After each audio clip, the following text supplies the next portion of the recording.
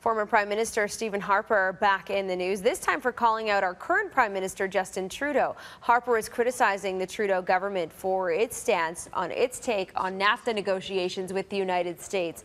Harper contends the current war of words between the two countries is good politically for Trudeau, standing up to an unpopular Trump, but bad in terms of trying to strike a deal. This is where we bring in Danielle Smith from Global News Radio 770 CHQR to continue the conversation.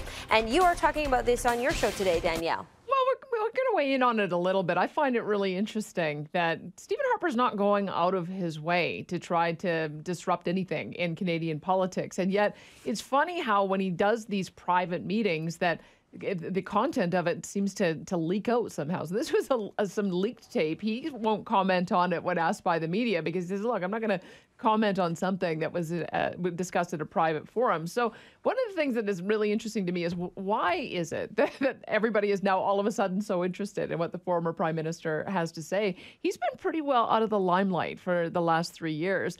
And he's been working on his consulting practice. He's got a number of different international forums that he speaks to. People are interested in his ideas because he's been around for 10 years. And I think he doesn't really care all that much whether or not his comments are reported in the media here, because he has the freedom now as a former prime minister to actually speak his views. The question of whether or not Justin Trudeau is doing this deliberately. I guess the fact of the matter is, look at the poll numbers. It is working for him regardless. Whether or not it's Donald Trump who refuses to move things along because of the time pressures that they are facing down in the United States coming up on an election, it certainly does bode well for the Trudeau Liberals. They've increased by 5 percentage points, and they are now ahead of the Andrew Scheer Conservatives once again. So it's working for them regardless. Yeah, well, much more on your show today starting at 9:30. Very interesting. Thanks, Danielle. Yeah, my pleasure.